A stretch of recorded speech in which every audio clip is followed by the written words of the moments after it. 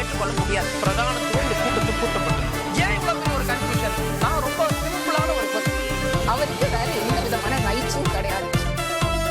நேர்பட பேசி நிகழ்ச்சிக்கு உங்கள் அனைவரையும் அன்போடு வரவேற்கின்றேன். இன்றைய நிகழ்ச்சியில் நாம் விவாதிக்க இருக்கக்கூடிய தலைப்பு என்பது, இன்று பரபரப்பான அரசியல் காட்சிகள் அரங்கேறி இருக்கின்றன. அதிமுகவில் இருந்து 3 எம்எல்ஏக்கள், திரு எஸ்பி வேலுமணி, சிவி சண்முகம் தரப்பில் இருந்தவர்கள் தங்களுடைய பதவியை ராஜினாமா செய்துவிட்டு உடனடியாக தாவேகாவில் இணைந்திருக்கிறார்கள். அது ஒரு முக்கிய நிகழ்வு.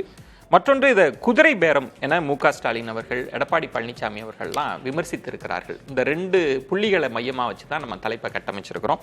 கட்சி தாவலை ஏன் ஊக்குவிக்கிறார் விஜய்? இதுதான் தலைப்பு. நான் விருந்தினர்களை உங்களுக்கு அறிமுகம் செய்து விடுகிறேன். அரசியல் விமர்சகர் திரு நந்தகுமார் அவர்கள். வணக்கம் நந்தகுமார். வணக்கம் விஜய். பத்திரிகையாளர் சிவப்பிரியன் அவர்கள். வணக்கம் சிவப்பிரியன். எழுத்தாளர் ராம்கி அவர்கள். வணக்கம் ராம்கி.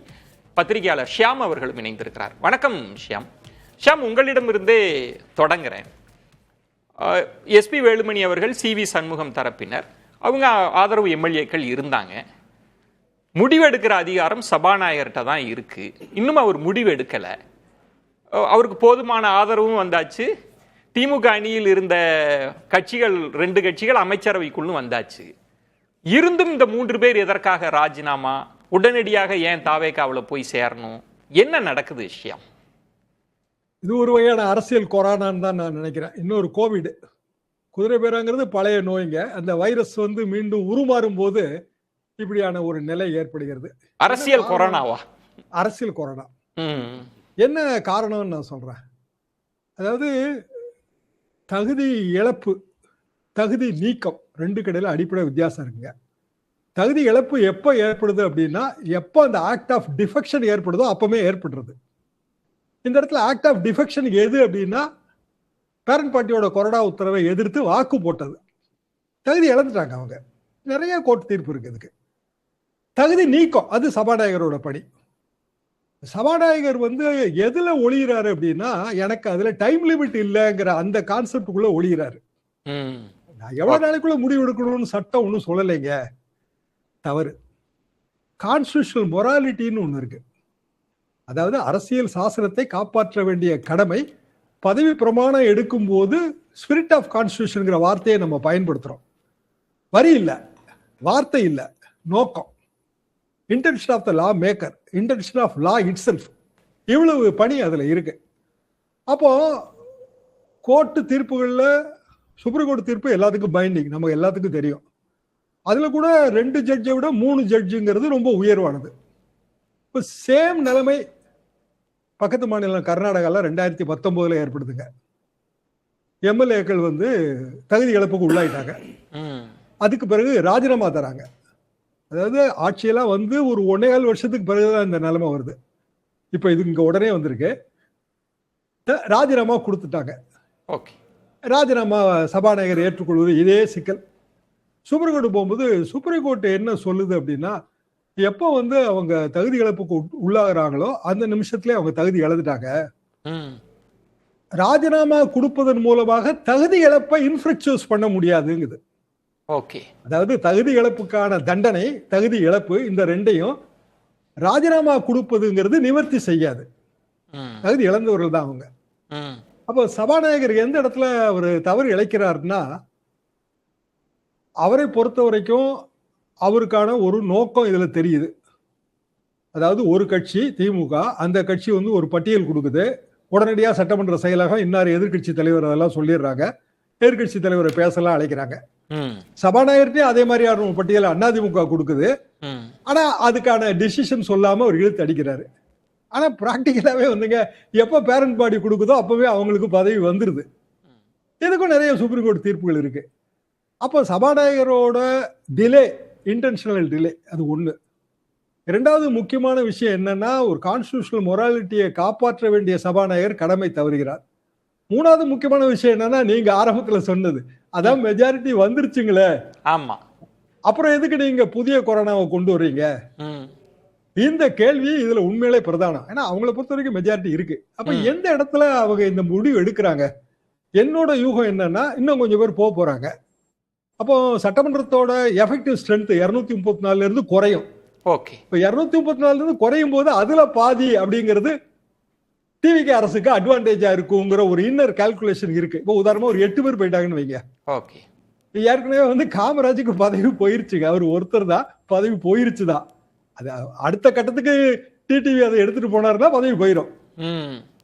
அப்ப ஆஸ் இட் இஸ் வந்து அந்த ஒன்னையும் நீங்க சேர்த்துக்கிட்டீங்கன்னா 8 1 9. 9 பேர் வந்து சட்டமன்றத்துல அந்த நம்பர் இல்ல அப்படின்னா டிவிகேக்கு அது கொஞ்சம் ரொம்ப கம்ஃபர்ட்டா இருக்கும். ஓகே. அப்புறம் இடைத்தேர்தல்னு ஒண்ணு வரும்ல. இடைத்தேர்தல்னு வரும்போது நம்ம ஜெயிச்சிடலான்னு உங்களுக்கு ஒரு கால்குலேஷன் இருக்கும். இப்போ ஒரு இது இருக்கு, ஒரு பிம்பம் இருக்கு.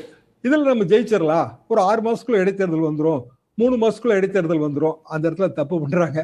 என்ன காரணம்னா 2017 தகுதி நீக்கம் வரும்போது 2019 தேர்தல் வந்துச்சு. எப்படின்னா வரிசையா கேஸா போட்டுக்கிட்டே இருந்தாங்க.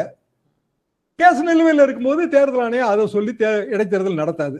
இப்ப இதுக்கு வருஷம் கட்டி வந்துருங்க வழக்கு. நாளைக்கு இதுல 2 கோணம் ஷியாம் அவர்கள். இப்ப நீங்க சொன்னது தேர்தல் தன்மை இப்படியே இருக்குமான்லாம் யாருக்கும் சொல்ல முடியாது, எப்படி வேணாலும் மாறலாம். அவங்களுக்கு போதுமான நம்பர்ஸ் இருக்கு. இப்ப நீங்க சொல்ற மாதிரி இந்த எண்ணிக்கையை குறைப்பதன் மூலமாக அவங்களுக்கு ஒரு மெஜாரிட்டி கிடைக்கலாம், அவை பெரும்பான்மை உள்ளுக்குள்ள கிடைக்கலான்றது ஒண்ணு. ஆனா இந்த ப்ரொசீஜரல் பாக்குறப்ப இது குதிரை பேரம்ன்ற இடத்துக்குள்ளும் நிக்குது. இந்த இடம்ன்றது அவங்க ராஜினாமா கடிதம் கொடுக்குறாங்க, அது ராஜினாமா அக்செப்ட் பண்ணாததுக்கு முன்பாகவே இன்பதுரை அவர்கள் சொல்றாங்க அங்க உறுப்பினர் கார்டு வாங்குறாங்க. அந்த போய் சேர்ற காட்சிகள் பதிவாகுது. அதுல அமைச்சர் ஆதவர்ஜுனா நீங்க வாங்க நம்ம ஒரு குடும்பம் போல இருக்கலான்றலாம் பேசுற பதிவுகள்லாம் இருக்கு. அது ஒரு சிக்கலா வந்துராதா? நாளை இந்த கேஸ் போறப்ப இது ஒரு குதிரை பேரம்ன்ற இடத்துக்கு நகர்ந்துராதா? அது இந்த நம்பர் எல்லாம் தாண்டி அந்த பிரச்சனை வந்துராதா? விஜயன், குதிரை பேரமா கழுத பேரமா? அதையும் சேர்த்து நீங்க பாருங்க. ஏன்னா குடும்பமா இருக்கிறோம் வாங்க குத்து விட்டு பண்ணிக்கிடுவோம் சொல்றதெல்லாம் அர்த்தமே கிடையாது. சிம்பிள் ரீசன் என்ன அப்படின்னா சபாநாயகர் செய்ததும் தவறு, அதே நேரத்தில் இந்த எம்எல்ஏக்கள் செய்தது வாக்காளர்களுக்கு செய்யற தவறாயிரும். அவங்க வந்து ஒரு குறிப்பிட்ட சதவீதத்தில் ஓட்டு வாங்கியிருக்காங்க. 3 பேரும் சேர்த்தா 2 லட்சத்துக்கு மேல வருது. 2 லட்சம் வாக்காளர்களுக்கு செய்யப்படுகிற துரோகம். என்ன காரணம்னா அவங்க ராஜினாமா பண்ணிட்டோம் அதனால நாங்க துரோகம் இழைக்கலன்னு அந்த ஃபெக்கேடுக்குள்ள போக முடியாது, அந்த முகமுடிக்குள்ள போக முடியாது. அவங்க ஓட்டு வாங்கினது ஒரு கட்சியோட ஏ ஃபார்ம் பி ஃபார்மை வச்சு அந்த கட்சியில ஓட்டு வாங்கியிருக்காங்க, வெற்றி பெற்றிருக்கிறாங்க. அப்போ அவர்களை பொறுத்தவரையில் வாக்காளர்கள் நம்பிக்கைக்கு துரோகம் செய்து விட்டார்கள். அதே நேரத்தில் கான்ஸ்டிடியூஷனை அப்போல்டு பண்றதாக பதவி பிரமாணம் எடுத்த சபாநாயகர் கான்ஸ்டிடியூஷனல் மொராலிட்டியை காலுக்கு கீழே போட்டு மிதிச்சிட்டாரு. இது எல்லாமே ஒன்றுக்கு தானா? இந்த எண்ணிக்கையை குறைப்பதன் மூலமாக ஒரு பெரும்பான்மையை கொண்டு வருவது, இடைத்தேர்தலில் ஜெயிச்சு நமக்கே அந்த நம்பர்ஸை கொண்டு வந்துடணும் அப்படின்ற இந்த 2 நோக்கம் மட்டும்தானா ஷியாம்? அதுதான் பாக்குறீங்களா? அதை தாண்டி நோக்கம் இருக்கிற மாதிரி தெரியலையே சார். இப்போ கவர்னர் உரை வரப்போகுது. கவர்னர் உரையில நம்ம கவர்னர் உரைக்கு நன்றி தெரிவிக்கிற தீர்மானம் ஒவ்வொரு கட்டமா தாண்டி வர வேண்டியது இருக்கு. பட்ஜெட் வரப்போகுது. அப்ப ரொம்ப நெருக்கடியான ஒரு டைட் மெஜாரிட்டியில ஓடுவதற்கு ஒரு கவர்மெண்ட் விரும்பாது இல்ல. அதற்காக தான் இந்த காட்சிகள் அரங்கேறும். வேற வழியே இல்லை. ஏன்னா உண்மையிலே இது கெட்ட பேரை ஏற்படுத்துங்கிறது அனைவருக்குமே தெரியும். சிவப்பிரியன் இப்ப பேசலாம். ஏன்னா தாவேக்கா வந்தபோது தூய சக்தி அப்படின்னு சொல்லி வந்தாங்க. நம்பிக்கைக்கு வரும் தீர்மானத்திலே இந்த பிரச்சனை வந்தது. சிவி சண்முகம் தரப்பு வரப்ப வெளிப்படையாக பேசினாங்க, இது என்ன குதிரை பேரம், இதை பத்தி அட்ரஸ் பண்ணுங்கலாம் சொன்னாங்க. இப்ப இந்த காட்சிகள் நடக்குது. ஆனா தாவேக்கா தரப்புல சொல்றது என்னன்னா அவங்களுக்கு அதிமுக மீது நம்பிக்கை போயிடுச்சு. இந்த 10 நாள் ஆட்சியை பார்க்குறப்ப அவங்க அம்மாவின் ஆட்சின்னு நினைச்சு வராங்கன்றது ஒண்ணு. இப்ப எலெக்ஷன் வச்சாலும் திரு நிர்மல்குமார் சொல்றார் 200 சீட்ல ஜெயிப்போம் அப்படின்னு. அந்த இடத்த நோக்கி தான் நகர்றாங்களா தாவேக்கா? குதிரை பேரம் சொன்னப்போ முதலமைச்சர் திரு ஜோசப் விஜய் அவர்கள் வந்து சட்டமன்றத்தில் தன்னுடைய இருக்கையிலிருந்து எழுது, இது குதிரை பேரம் நடத்தும் அரசல்ல, குதிரை வேகத்தில் செல்லும் அரசுன்னு சொன்னார். ஸோ குதிரை வேகத்தில் ஒரு குதிரை பேரத்தை இன்னைக்கு நடத்தி இருக்கிறதா தான் நான் பார்க்குறேன். நிச்சயமா இதில் வந்து எந்த மாற்று கருத்துமே கிடையாது. இது வந்து நிச்சயமா குதிரை பேரம் தான். இங்கே வந்து அவங்க இன்னும் 21 நாள் ஆகலை சார். அவங்கள மக்கள் வந்து ஓட்டு போட்டு எலெக்ட் பண்ணி அவங்க எலெக்ஷன் சர்டிஃபிகேட் வாங்க இன்னும் 21 நாள் ஆகலை. அதுக்குள்ளே ரிசைன் பண்ண வேண்டிய அவசியமும் கட்டாயமும் எங்கேருந்து வந்தது? அம்மாவின் ஆட்சியை பார்க்குறோம். அந்த எப்படி பார்க்குறாங்க? 10 நாளில் என்ன அப்படிப்பட்ட ஒரு மிகப்பெரிய சாதனை இந்த ஆட்சியில் நடந்து விட்டதுன்னு சொல்லிட்டு அவங்க அம்மாவின் ஆட்சியை பார்க்குறாங்க. எனக்கு அது புரியல. அம்மாவின் ஆட்சின்னா அப்படின்னா என்ன? அதை மீறி திரு நிர்மல்குமார் போன்றவர்கள் சொல்றது உண்மையா இருக்கலாம். மக்கள் இவங்களுக்கு இதை விட 108 விட இன்னொரு 10 சீட்டு 20 சீட்டு இல்லை அவர் சொல்ற மாதிரி 200 சீட்டு கூட மக்கள் கொடுக்கலாம். அதை பற்றியெல்லாம் யாருக்கும் இங்கே வந்து மாற்று கருத்தோ இல்லை, அது வந்து மக்களினுடைய தீர்ப்பு. அப்போ எலெக்ஷனுக்கு போங்க. அவ்வளவு மக்கள் மீது நம்பிக்கை இருந்தா நீங்க எலெக்ஷனுக்கு நீங்க சொல்றது ரொம்ப முக்கியமானது. அப்படின்னா போயிடலாமேன்றீங்க. இல்ல, மக்கள் அவருடைய இடத்துல இருந்து அவருடைய பதில்ல இருந்து நான் ஒரு கேள்வி வைக்கிறேன். அது என்னுடைய கேள்வி கிடையாது. அவர் சொன்னதுல அவர் என்ன சொல்றாருன்னா, நீங்க நம்ம பத்திரிகையாளர்கள் இந்த கேள்வியை கேட்கும் பொழுது இது குதிரை பேரமானும் போது இது குதிரை பேரம்லாம் இல்ல, இன்னைக்கு நாங்க தேர்தல் வச்சாலும் கூட நாங்க 200 சீட்டு ஜெயிச்சிருவோம். அப்படி நம்பிக்கை இருந்தால் நீங்கள் தேர்தலுக்கு தானே போனோம் முதல்ல. அப்ப ஏன் இந்த நம்பர்ஸ்னா, ஷாம் சார் சொன்ன அதே விஷயம்தான். கம்ஃபர்டபுளா ஒரு கவர்மெண்ட்டை ரன் பண்றதுக்கு சட்டசபையினுடைய ஹவுஸோட ஸ்ட்ரென்த்தை குறைக்கணும். 120 இருக்கே சார். அவங்களுக்கு அது தெரியல, அது பத்தாதுன்னு நினைக்கிறாங்க. 120 போதாது, வேற ஏதாவது சிக்கல் வரும். ஸோ அதனால வந்து இன்னும் கொஞ்சம் குஷன் வச்சுப்போம்.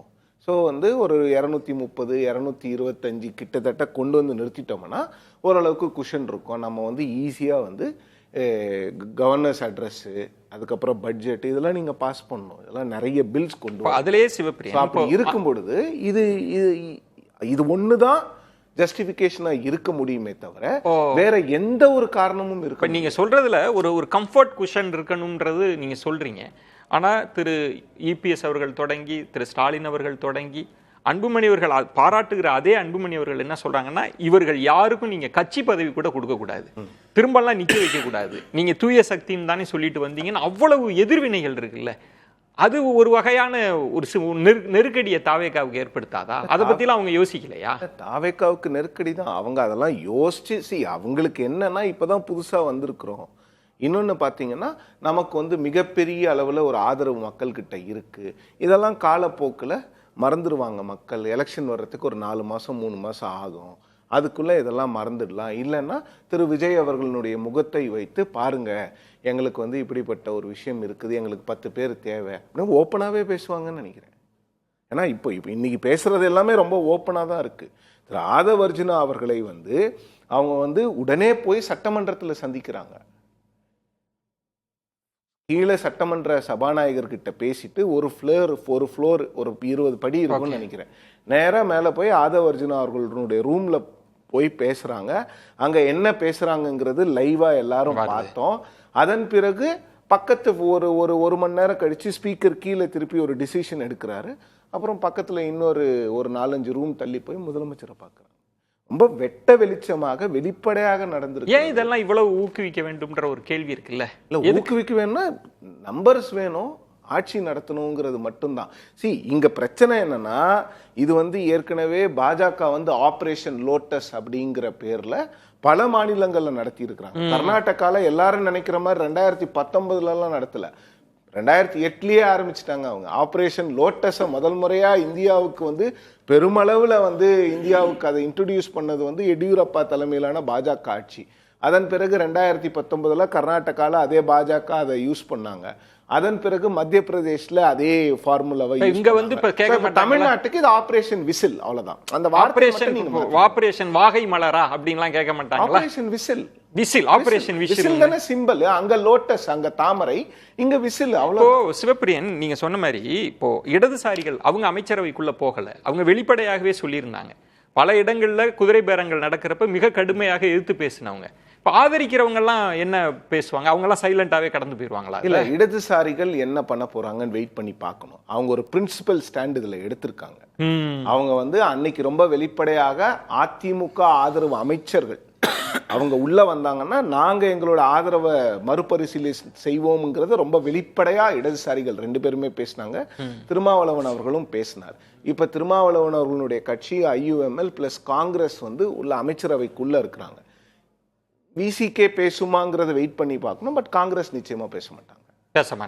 சோ இப்ப இதற்கு பின்னணியில் இருப்பது நம்மளுக்கான எண்கள், நம்பர்ஸ் இருக்கட்டும், அதுதான், வேற எதுவுமே. நம்பர்ஸ் கம்ஃபர்டபுளா இருக்கணும். யாரையும் நம்பி இருக்க வேணாம் சார். இப்ப காங்கிரஸ் உள்ள வந்துட்டாங்க, பதவியை 2 பேர் அனுபவிச்சுட்டாங்க, அவங்க வெளியில போறதுக்கு வாய்ப்பு கிடையாது. இன்னொன்னு 60 வருஷம் கழிச்சு அவங்க கட்சி ஆபீஸ்ல வந்து முதல் முறையா போய் ஒரு சைரன் வச்ச காரு தேசிய கொடி பொருத்தி போய் நிக்க வச்சிருக்காங்க. அது ஒரு வாரத்திலேயே அந்த காரை கொண்டு வர்றதுக்கு யாராவது விரும்புவாங்களா?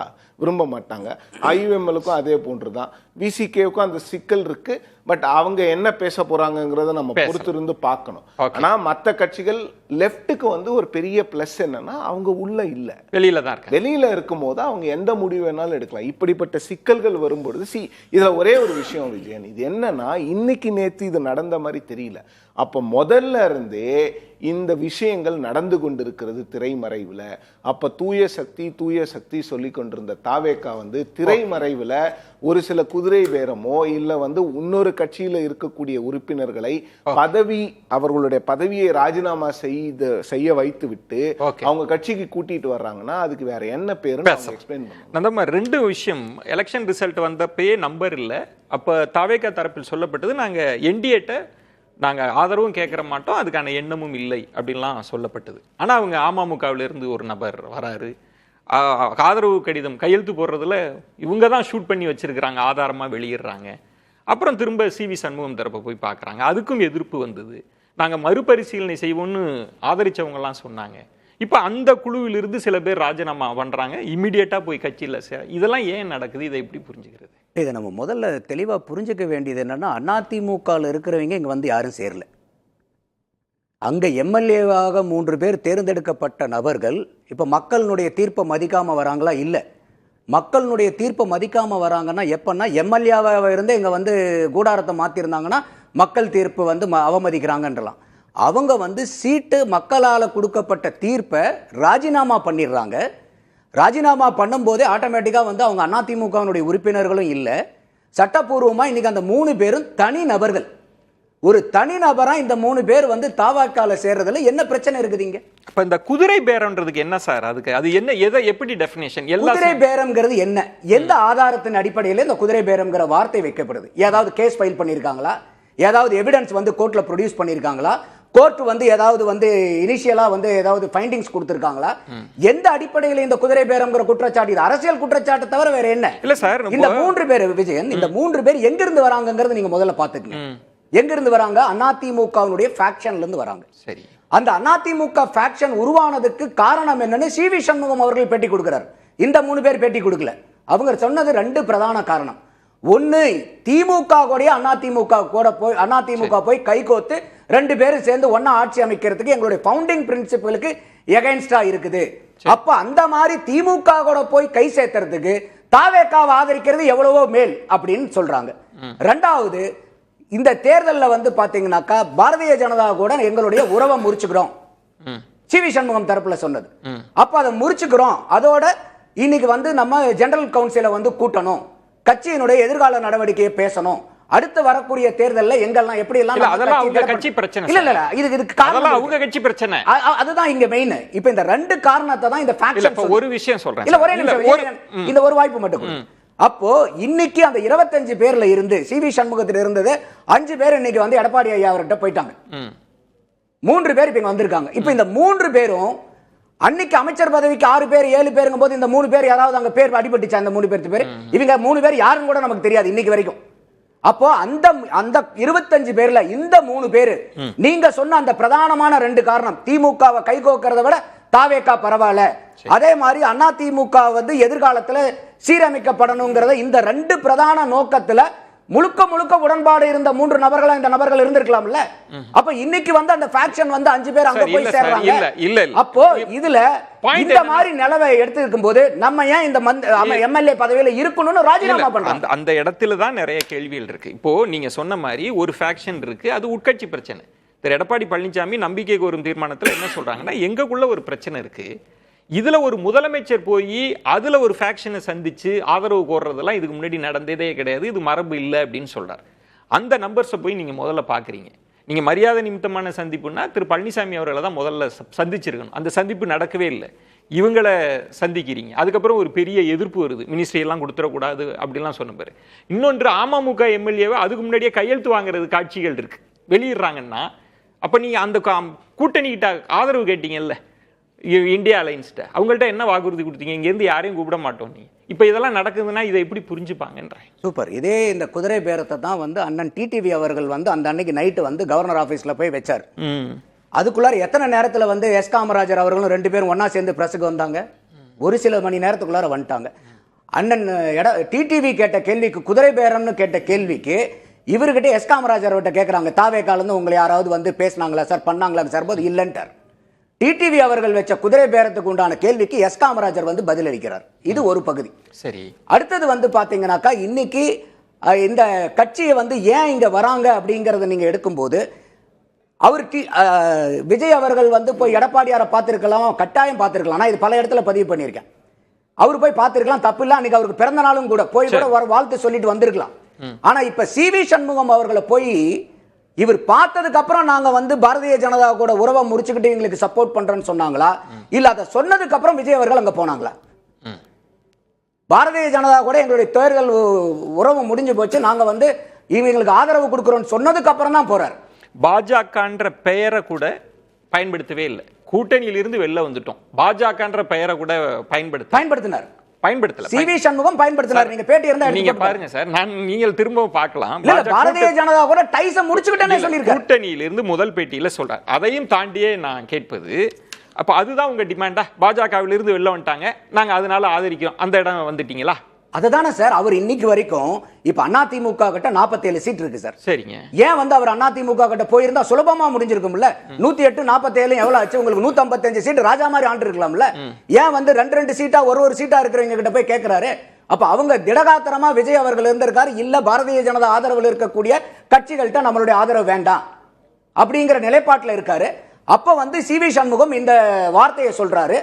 அதுக்கப்புறம் கூட வந்து அவர் போய் பார்க்கறதுல வந்து இப்ப நீங்க அந்த இடத்துல விஜய் அவர்களுடைய நிலைமையில இருந்து ஒரு 108 சீட்டு ஜெயிச்சு இந்த மாதிரி சிவி சண்முகம் வந்து அந்த ஃபேக்ஷன் வந்து நாங்க பாரதிய ஜனதா கூட உறவு முறிஞ்சிருச்சு, விஜய் நீங்க முதல்வர் ஆகிறதுக்கு நாங்க சப்போர்ட் பண்றோம். இது எப்போ? திமுகவும் அதிமுகவும் மறைமுகமா கூட்டணி அமைக்க கூட கூடாதுன்னு நடந்ததுக்கு அப்புறம் இல்ல நந்தகுமார், அந்த இடத்துல என்ன யோசிச்சிருக்கணும்னா, சட்டப்படி தான் நான் பார்ப்பேன். எனக்கு யார் ஆதரவு கொடுக்குறாங்க இல்லைன்றதெல்லாம் என்னுடைய நோக்கம் இல்லை. முதல்ல அவங்களுடைய நம்பர்ஸே தவறா இருக்கு. அந்த கட்சி தலைமை கொறடா உத்தரவு போட்டிருக்கு. அதை தான் கான்ஸ்டிடியூஷனல் மொராலிட்டியை பற்றி ஷியாம் அவர்கள் பேசினாங்க. நான் அரசமைப்பு சட்டத்தின்படி நான் ஓத்து எடுத்தாச்சு. நான் அதனால அதை போய் ஊக்குவிக்க முடியாது. இல்ல யார் வேணாலும் 25 பேரை போய் எப்படி பார்க்க முடியும்? ஏன் பார்க்க முடியாது? எந்த இடத்துல கான்ஸ்டிடியூஷன்ல சொல்லி இருக்கு உங்களுக்கு ஆதரவு கொடுக்கிற நபர்களை நீங்க போய் பார்க்க கூடாதுங்கிறது எந்த கான்ஸ்டிடியூஷன்ல சொல்லி இருக்கு? நீங்க இல்ல எந்த கான்ஸ்டிடியூஷன்ல சொல்லி இருக்கு? கான்ஸ்டிடியூஷன்ல ஷியாம் அவர்களும் இருக்கிறாங்க. இல்ல சொல்லுங்க நானே சொல்றேன் சார், நானே சொல்றேன் சார். சில மரபுகள் அப்படின்றது வந்து இல்ல சார், அதை சேர்த்தான் சொல்ல. கொஞ்சம் பொறுங்க நந்தகுமார், நான் சொல்றதை கேளுங்க. நமக்கு முந்தைய தீர்ப்புகள் தான் மரபாக இருக்கு, சட்டமாக இருக்கு. நீங்க ஒரு 25 பேர் இருக்கிறாங்க, கட்சி தலைமை வந்து கொறடா உத்தரவு பிறப்பிச்சு விடுச்சு. இது ஒரு சட்ட சிக்கலான பிரச்சனை. இதுல ஒரு முதல்வர் தலையிடலாமான்னு ஒரு கேள்வி கேட்டா என்ன? அதுதானே எடப்பாடி பழனிசாமி கேக்குறாங்க. ரைட், இப்ப क्वेश्चन முடிச்சிட்டீங்க. சொல்லுங்க. பிரச்சனையே சார் அதிமுகக்கு யார் கொறடாங்கறத இன்னைக்கு வரைக்கும் நிரூபிக்கல சார். அங்க ஃபைனலைஸ் பண்ணிட்டாரா சபாநாயகர்? நான் கேக்குறேன், சட்டம் என்ன சொல்லுது? என்ன சட்டம் சொல்லுது? என்ன சட்டம் சொல்லுது? நீங்க சொல்லுங்க. ஒரு பேரண்ட் பாடி, லெஜிஸ்லேட்டிவ் பார்ட்டி கிடையாது, ஒரு பேரண்ட் பாடியில இருந்து ஒரு உத்தரவு வருதுன்னா அதுதான் உத்தரவு, அதுதான் கொறடா, அவங்க தான் போட முடியும். சுப்ரீம் கோர்ட்ல 2020 மணிப்பூர்ல நடந்த அசம்பிளிக்கு வந்து ஒரு ஜட்ஜ்மெண்ட் வருது. அதுல வந்து சபாநாயகர் ஒரு 90 நாளைக்குள்ளார இதுக்கெல்லாம் நடவடிக்கை எடுக்கணும்னு சொல்றாங்க. சொன்னதுக்கு அப்புறம் அவங்க என்ன சொல்றாங்க? எக்ஸப்ட் எக்ஸ்ட்ராடினரி சிச்சுவேஷன், எக்ஸ்ட்ராடினரி சர்க்கம்ஸ்டன்சஸ்ங்கற ஒரு வார்த்தையை பயன்படுத்துறாங்க. குறுக்கிட அப்ப இந்த எக்ஸ்ட்ராடினரி சர்க்கம்ஸ்டன்சஸ்ங்கறத இங்க தான். அப்ப இந்த இடத்துல அவங்க என்ன பண்றாங்க? இல்ல நீங்க சட்டத்துக்குள்ள அவர்களுக்கு 22 பேர் அன்னைக்கு ஆதரவு. இப்ப நந்தகுமார் நான் இப்படி புரிஞ்சுக்கிறேன், அவர் வந்து லீகலாவும் சரியா இருக்கு, பாஜக கான்ஸ்டிடியூஷனலாவும் கரெக்ட்டா இருக்கு. கான்ஸ்டிடியூஷனலா கரெக்ட்டான்றதை நம்ம பேச வேண்டியது. இல்ல எப்படி அத தான் நான் கேக்குறேன். இன்னைக்கு கான்ஸ்டிடியூஷனலா பேசலாம். ஏதாவது தீர்ப்பு வந்திருக்கா? இப்ப சபாநாயகர் சொல்லிருக்காரா? நிறைய தீர்ப்பு இல்ல சார், நீங்க இல்ல நிறைய தீர்ப்பு, பழைய தீர்ப்புகள் இருந்து எந்த தீர்ப்புகளும் மாறுபட்டது இல்லையா? நான் அத தான் சொல்ல வரேன். சபாநாயகருக்கு தான் உரிமை. அண்டர் எக்ஸ்ட்ராடினரி சர்க்கம்ஸ்டன்சஸ்ல சபாநாயகர் முடிவை எடுத்ததுக்கு அப்புறம் தான் சுப்ரீம் கோர்ட் அதை கன்சிடர் பண்ணும். இந்த மாதிரி கலகம் வரும்போது கூட இந்த கலகத்தை வந்து ஆன்டி டிஃபெக்ஷனா பண்றீங்களாங்கறது சபாநாயகர் முடிவு பண்ணணும். ஒரு விஷயம் சார், கொறடாவை யார் சார் முடிவு பண்ண சொல்லுங்களேன். நீங்க தெரிஞ்ச சபாநாயகர் தான் அதை அப்ரூவ் பண்ணுவார். நான் அதை கேட்கல. யார் முடிவு பண்றது? யார் முடிவு பண்றது? கட்சிக்காரங்க முடிவு பண்றாங்க. எந்த கட்சிக்காரங்க? எந்த கட்சிக்காரங்களோ அந்த கட்சிக்காரங்க. அதுக்கு இப்ப தலைவர்லாம் ஒண்ணு கிடையாதுங்களா?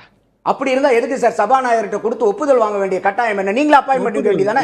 எதுக்கு சபாநாயகருடைய ஒப்புதல்? நீங்க நான் கேக்குற கேள்விக்கு மட்டும் சொல்லுங்க. இப்போ நீங்க அதிமுக ஒரே நிமிஷம் சார், நான் கேக்குற கேள்விக்கு எனக்கு கிளாரிஃபிகேஷன் கொடுங்க. நான் கொடுக்கிறேன் சார், சொல்லுங்க சார். ஒரு இவரு வந்து 22 பேருக்கு கொடுக்கறாரு. அவங்க 27 பேர்த்த கொடுக்குறாங்க. சில பேர் ரெண்டு பக்கமும் கையெழுத்து போட்டிருக்காங்க. இல்ல அதெல்லாம் இல்ல சார், அதெல்லாம் அது சிவி சண்முகம் தரப்புல சொன்னது இல்ல சார். நம்ம நடந்தத பேசலாம் சார், வீடியோவா இருக்கு. ஷியாம் அவர்கள் குறிப்பிட விரும்புறீங்களா? இப்போ இதுல வந்து யார் விப்புங்கறத ஃபைனலைஸ் ஆகலீங்க. Point taken. விப்பு ஃபைனலைஸ் ஆகாத நந்தகுமார் கொஞ்சம் கோஆபரேட் பண்ணுங்க, கொஞ்சம் கோஆபரேட் பண்ணுங்க. டைம்க்குள்ள நான் முடிக்கணும். சிவப்பிரியன் சார் 2020 பத்தி பேசுறாரு. 2023ல சிவசேனாவுடைய கேஸ்ல சுப்ரீம் கோர்ட் சொன்ன ஜட்ஜ்மெண்ட் என்னன்னா, பார்ட்டியோட ஸ்ட்ரக்சர், பார்ட்டியோட பிரசிடென்ட் அவங்க தான் முடிவு பண்ணுவாங்க. லெஜிஸ்லேச்சர் பார்ட்டி கிடையாது. இது வந்து சிவசேனா வழக்குல ரொம்ப தெளிவா இருக்குது. இன்னொன்னு அவர் சொன்னார்ல சார், நந்தகுமார் சார், பாஜகவோட கூட்டணி இல்லைன்னு சொன்ன பிறகுதான் போனாருன்னு சொல்ல வச்சீங்க. அவர் சொன்னாரு, அப்புறம் போனீங்க, அவ்வளவுதானே. நீங்க எங்க குறுக்கிட விரும்புனீங்க? சுருக்கமா சொன்னீங்கன்னா ராம் கிட்ட போயிடு. ரொம்ப சுருக்கமா சொல்லுங்க. இதுல நந்தகுமார் அவர்களோட ஆங்கிள்ன்றது, நாங்க எங்க கொள்கையில தெளிவா இருக்கோம், எதுவும் தப்பு நடக்கல, அவங்களா வராங்க, இணைச்சுக்கிறோம். இதுதான் 3 பாயிண்ட் அவர் சொல்றாரு. இன்னொரு பாயிண்ட் சொன்னாரு, தெளிவா சொன்னீங்கன்னா நான் அதை ஏத்துக்கிறேன்னு சொன்னாரு. சொன்னாரு, ஆமா, தெளிவா சொன்னா ஏத்துக்கிறேன்னு சொல்லியிருக்காரு இல்லையா நந்தகுமார்? சந்தானா தெளிவா சொல்றதுக்கான ஒரே ஒரு விஷயம் என்னன்னா, factum and taint of disqualification does not vaporise by tendering resignation letter. இதுதான் வந்து சுப்ரீம் கோர்ட்டோட தீர்ப்பு. 2019 இதே மாதிரியான சர்க்கம்ஸ்டன்சஸ். நீங்க ரெசிக்னேஷன் கொடுப்பது மூலமாக ஏற்கனவே டிஸ்குவாலிஃபிகேஷன் அரைஸ் ஆனவங்களை திருப்பி நம்ம வந்து அதை அவங்கள திருப்பி கொண்டு வர முடியாதுங்க. அப்போ நந்தகுமார் சொல்ற மாதிரி அதிமுக பேரண்ட் பாடி ஒரு டிசிஷன் எடுத்து சொல்லிருச்சு, அப்ரூவிங் அத்தாரிட்டி ஸ்பீக்கரா அப்படின்னா அது கிடையாது. அந்த டிசிஷனை அவங்க வந்து அபிஷியல் சீல் பண்றாங்க, அவ்வளவுதான். எப்ப எடுத்ததோ அன்னைக்கே வந்து அவங்க கொறடா தான். இப்போ ஒரே ஒரு சிக்கல் என்ன அப்படின்னா, தகுதி இழப்பு ஏற்பட்டவர்களை தகுதி நீக்கம் செய்வதற்கு சபாநாயகர் எவ்வளவு தூரம் காலதாமதப்படுத்தலாங்கிறது தான். காலதாமதமே குதிரை பேரம் என்றால் அது வந்து சிபிஐக்கு, இடிக்கு, தேர்தல் ஆணையத்துக்கு, சுப்ரீம் கோர்ட்டுக்கு போக வேண்டிய மேட்டர் ஆயிரும். இந்த அரசு வந்து கஷ்டப்படுவதில்லை. பேசலாம் ஷாம். நான் ராம்கி அதை தான் நான் சுட்டி காட்டின இடம்ன்றது. இப்ப நந்தகுமார் இன்னொரு ஆங்கிள் இருந்து பேசுவது தாவேக்காவுக்கான நியாயம்ன்றது. இப்ப சிவப்பிரியன் அவர்கள் இதுல இருக்கிற ஃப்ளா, இது ஏன் இதுன்றது. இப்ப இதை தாண்டி ஷியாம் அவர்கள் தொட்ட இடம்ன்றது, நம்பர்ஸ் இவங்களுக்கு இருக்கு, 120 இருக்கு, அமைச்சரவைக்குள்ளெல்லாம் வந்துட்டாங்க. இப்ப இந்த விஷயங்கள் இருக்குல்ல, இதை ஊக்குவிப்பதன் மூலமாக இன்பதுரை அவர்கள் அதை சுட்டிக்காட்டி சொல்றாங்க. ரிசிக்னேஷனே இல்லை, அதுக்குள்ள உறுப்பினர் கார்டு வாங்குற தன்மையை பார்க்குறாங்க. நிறைய கேசஸை கோட் பண்ணினா, இப்போ ஷியாம் அவர்கள் சொன்ன மாதிரி நம்பர்லாம் இருந்தும் கூட வேறொரு சட்ட சிக்கல் வந்துடாதா? இதை ஏன் இதை தாவேக்கா செய்யணுன்ற ஒரு கேள்வி வந்துருது இல்லை. இதில் சட்ட சிக்கல்ங்கிறதுலாம் நம்ம கடந்த காலத்தில் பார்த்ததை வச்சு பேசுகிறோம். ஆனால் இன்னைக்கு தாவேக்காவோட ஸ்டாண்ட் அப்படி இருக்காது தெரியல.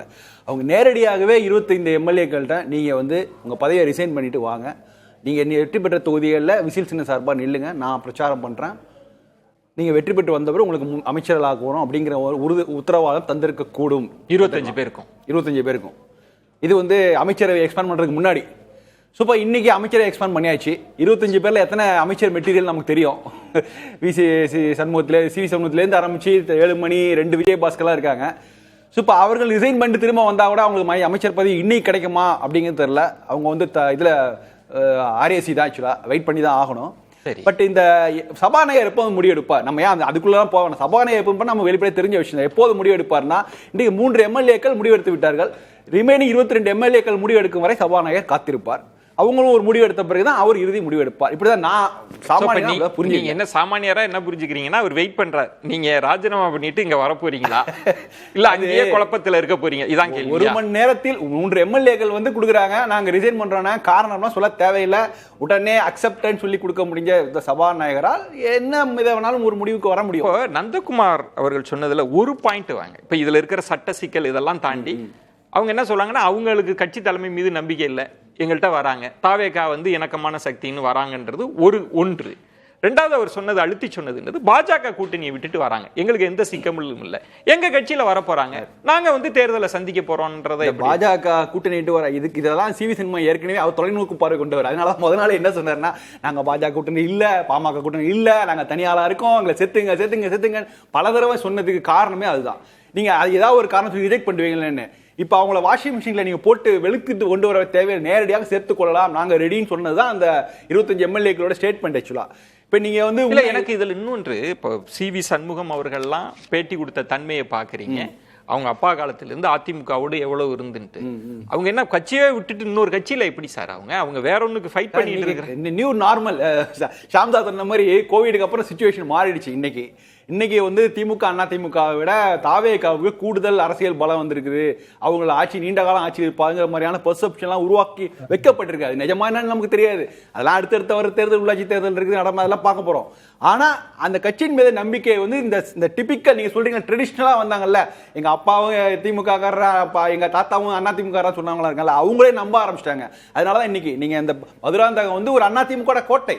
அதாவது இன்னைக்கு ரிசைன் பண்ணிருக்க எம்எல்ஏ வந்து ஏற்கனவே காஞ்சிபுரம்ல எம்பியா இருந்தவங்க. அவங்க ஏற்கனவே ஒரு டேர்ம் வந்து மதுராந்தகர்ல எம்எல்ஏ இருந்திருக்காங்க. இன்னைக்கும் அசைக்க முடியாது கூட்டம்.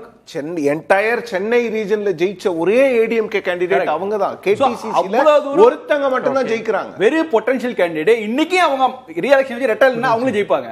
ஆனா அவங்க தாவேகா தேர்ந்தெடுக்கிறாங்கன்னா கொடுக்கப்பட்ட ஆஃபர் எப்படி? சோ அப்ப என்ன ஆஃபர்ங்க பொறுத்த குதிரை பேர் நடந்துருக்கு. லைவா என்ன சார் ஆஃபர்ன்றது என்ன சார் இருக்க முடியும்? இதுதான் நீங்க சிவி சண்முகம் வேலுமணி வந்தாங்களா அமைச்சரை கொடுக்க முடியும்.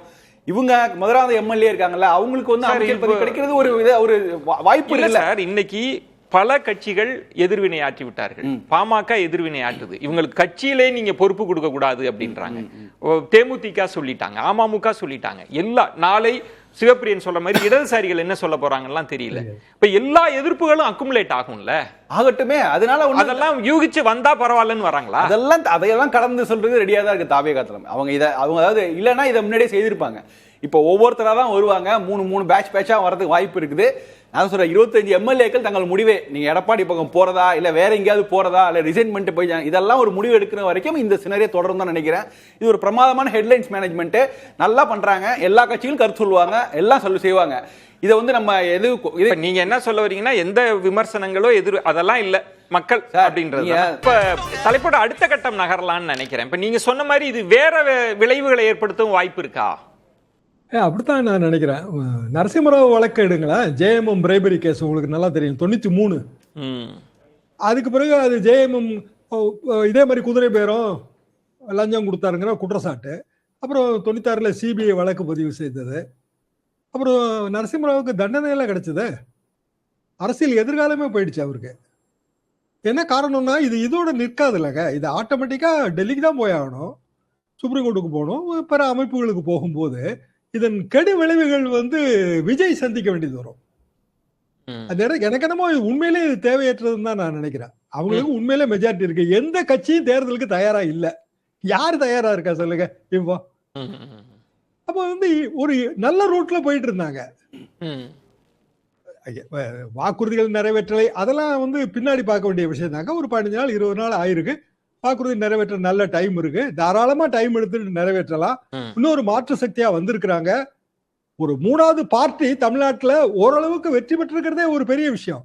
ஒரு நல்லெண்ண அரசியலை எதற்கு இவர்கள் குலைக்கிறார்கள்னு எனக்கு உண்மையிலே புரியல. நந்தகுமார், இதை தவிர்த்து இருக்கலாமா? இல்ல இது உண்மையிலே அவங்களுக்கு தேவைப்படுற ஒரு நெருக்கடியான சூழலா இருக்கா? எப்படி பாக்குறீங்க? இல்ல இப்ப நம்ம ஹிஸ்டரியில தமிழ்நாடு ஹிஸ்டரியில பார்க்கும்போது எப்பப்பெல்லாம் வந்து ஒரு புதிய பொலிட்டிக்கல் பவர் எமர்ஜ் ஆகுதோ அப்போ பூரா இந்த மாதிரி பொலிட்டிக்கல் ரீஅலைன்மெண்ட் ரொம்ப காமன். எம்ஜிஆர் அவர்கள் வந்த போதும் சரி, விஜயகாந்த் அவர்கள் வந்தபோதும் சரி, அம்மையார் ஜெயலலிதா வந்தபோதும் சரி, ஓபிஎஸ் இபிஎஸ் பிரிஞ்ச போதும் சரி, இதை வந்து நம்ம ஒன்றுமே பண்ண முடியாது. அப்போ இப்போ நீங்கள் வந்து இன்னைக்கு இருக்கக்கூடிய ஒரு பொலிட்டிக்கல் மைக்ரேஷனை வந்து பொலிட்டிக்கல் கரப்ஷனாக நீங்கள் ஈக்குவேட் பண்ணுறதே தப்புன்னு நான் பார்க்குறேன். Political migration. அதனால தான் சொல்கிறேன், எப்பப்பெல்லாம் ஒரு புது பவர் எமர்ஜ் ஆகுதோ அப்போல்லாம் ஒரு பொலிட்டிக்கல் ரீஅலைன்மெண்ட் வரும். அப்போ அந்த டெக்டானிக் ஷிஃப்ட் வந்து இந்த 60 ஆண்டு திராவிட கட்சிகளினுடைய ஆட்சியில் வந்து 2 வருஷம் 4 மாசம் ஆன கட்சி வந்து முதல் தேர்தலிலே வந்து இந்த அளவுக்கு வந்து மாற்றி இருக்கும் போது எல்லாத்துக்குமே அரசியல் கட்சிகள்னு பார்க்கும்போது என்ன, அவங்களுக்கு வந்து எதிர்காலத்தின நோக்குன பயணம் தான். கடந்த காலம் பூராமே எல்லாம் இறந்த காலம் தான் அவங்களுக்கு. அப்ப எல்லா கட்சிகளுக்குமே அடுத்த வர்றது என்ன, மக்களுக்கு வந்து என்ன செய்ய போறோம், அடுத்த தேர்தல் என்ன, அடுத்த தேர்தல் ஒரு அரசியல் புலம்பெயர்வு நடந்துட்டு இருக்கு. ஆமா, இது பொலிட்டிக்கல் மைக்ரேஷன். இது அதனாலதான் இப்ப எல்லா இடத்துலயும் இப்போ ஒண்ணு இல்லை. நீங்க இதை வந்து திமுக கணிச்சனால தானே வண்டியில ரோடு தாங்குமோ தாங்காதோ 28 கட்சியும் வாங்க ஏறுங்க சொன்னது காரணமே அது. சட்ட சிக்கல் மாதிரி வந்து அததான் ஷியாம் அவர்கள் சொல்றாங்கல்ல. இப்ப நரசிம்மராவ் காலத்தெல்லாம் சொல்றப்ப அதை யாரும் சட்டம் அது அரசியல் புலம்பெயர்வுன்னு பார்த்து எடுத்துக்குமா, இல்ல கட்சி தாவல்னு பாக்குமா, அதெல்லாம் இருக்குல்ல குதிரை பேரம்னு. நீங்க எந்த இடத்துலயா இருந்தாலும் சட்டத்துல எல்லாரும் சமந்தான். ஓகே, அது நிரூபிக்கப்பட்டா இருந்தா ஐயா விஜயா இருந்தா என்ன, ஐயா நரசிம்மராவரா இருந்தா என்ன, ஐயா மோடியா இருந்தா என்ன, யாரா இருந்தாலும் சட்டத்துக்கு முன் சமம். அப்ப இந்த இது வந்து ஹார்ஸ் ட்ரேடிங்கிறதே வந்து பாத்தீங்கன்னா ஒரு பொலிட்டிக்கல் அலிகேஷன். அந்த பொலிட்டிக்கல் அலிகேஷனுக்கு நீங்க இது வரைக்கும் என்ன ப்ரூஃப் வச்சிருக்கீங்க? சிவப்பிரியன், இப்போ ஒரு டிஸ்குவாலிஃபிகேஷனா கூட அந்த டிஸ்குவாலிஃபிகேஷன்ல MLA will lose his power, lose his position.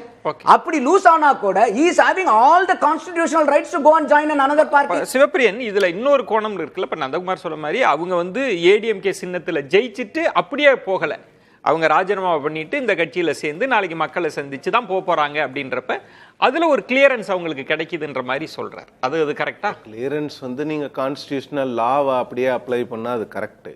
ஆனா இங்க எங்க குதிரை பேரம், பொலிட்டிக்கல் கரப்ஷன் அப்படிங்கிற வார்த்தை எங்க இருந்து வருதுன்னா, இவங்க ரிசைன் பண்ணிட்டு சும்மாலாம் போல விஜயன்.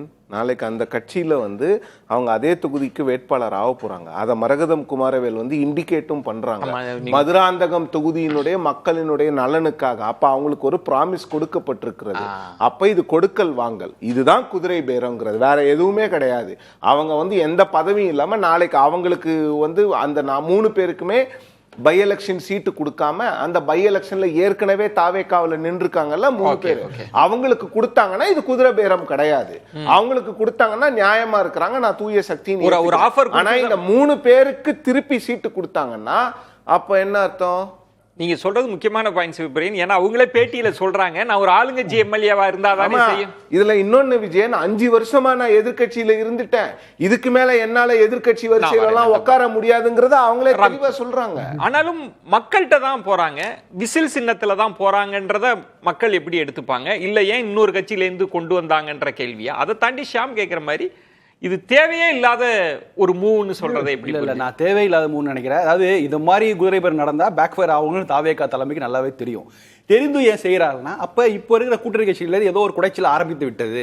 சோ இவங்களை வைத்து நீண்ட காலம் பயணிக்க முடியாது. நாம வந்து பெஞ்ச்ல இருக்கவங்கள யாரும் குடைச்சல் கொடுத்த மாதிரியே தெரியல, நமக்கு தெரியல சார். வெளில வரும் பாருங்க, எல்லாம் பாராட்டு தான் சார். ஒண்ணுனா நீங்க இன்னைக்கு செஞ்சிருக்கலாம். நீங்க இன்னைக்கு குதிரை பேரம் இன்னைக்கு நம்ம வந்து நேரலையில எல்லாத்தையும் தலைமை செயலகத்துல பார்த்ததுனால சொல்றோம்.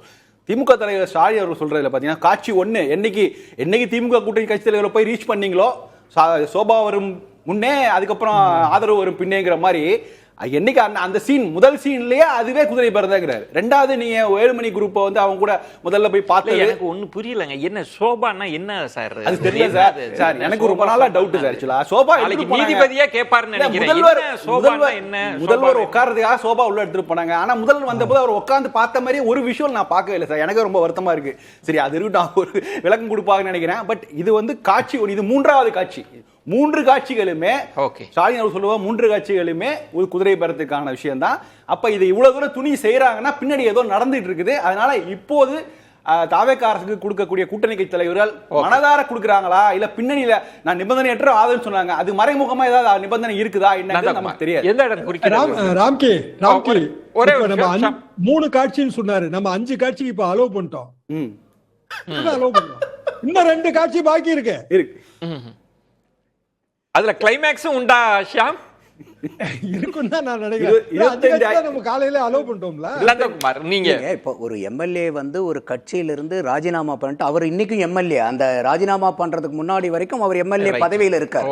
அந்த பதவி கூட எனக்கு தேவையில்லை, நான் இந்த கட்சியினுடைய நடவடிக்கை பிடிக்கல, திமுக கூட கை கோக்குறாங்க, அதனால நான் தாவேக்காக்கு போறேன், அந்த எம்எல்ஏ பதவியை ரிசைன் பண்ணிட்டு இங்க வரும்போது அவங்களுக்கு சீட்டு கொடுக்கறனாலே அது எப்படி குதிரை பேரம் ஆயிடும்? அது எப்படி வந்து அன்கான்ஸ்டிடியூஷனலா மாறிடும்? ஆஃபர் கொடுக்குறீங்க, என்ன ஆஃபர்? என்ன சார்? இப்ப ஓபிஎஸ் அவர்கள் வந்து இங்க இருந்து போனாரு, போன உடனே எனக்கு சீட்டு கொடுக்கலையா? அதே மாதிரி இவரும் போனாரு, நம்ம ஒரத்தநாடுலயும் போனாரு. இல்லங்க,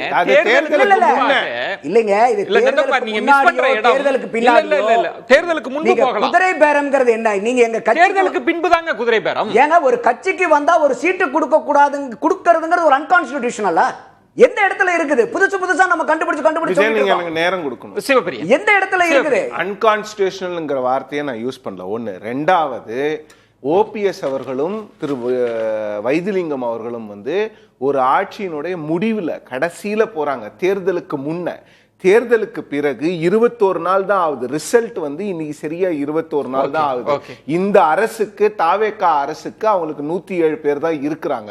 அப்படி இருக்கும் பொழுது இவங்க 3 பேர் போனாங்கன்னா அவங்களுக்கு சீட்டு கொடுத்து ஜெயிச்சாங்கன்னா 110 ஆகுது. இதுதான் குதிரை பேரம். இதுல இன்னொரு கோணமும் இருக்கு. எல்லாரும் என்ன சொன்னாங்கன்னா, இப்ப சபாநாயகர் வந்து அதிமுக 1 அதிமுக 2 அப்படின்னே வச்சே காலத்தை கடத்த வாய்ப்பு இருக்கு அப்படின்னு. அப்பயுமே அவங்களுக்கு அந்த நம்பர்ஸ் இருந்திருக்க முடியும், சபாநாயகருக்கு அதிகாரம். ஏன் அந்த ஆப்ஷன் வேண்டாம்னு நினைக்கிறாங்களா ஷாம்? சுருக்கமா அவங்க பார்வை என்ன அதுல? இல்ல உண்மையிலே 1 2ன்னு வச்சா கூட ஏதாவது பிரச்சனை வருங்க. இபிஎஸ் சிவிஎஸ்ன்னு பிரிச்சிடலாம்.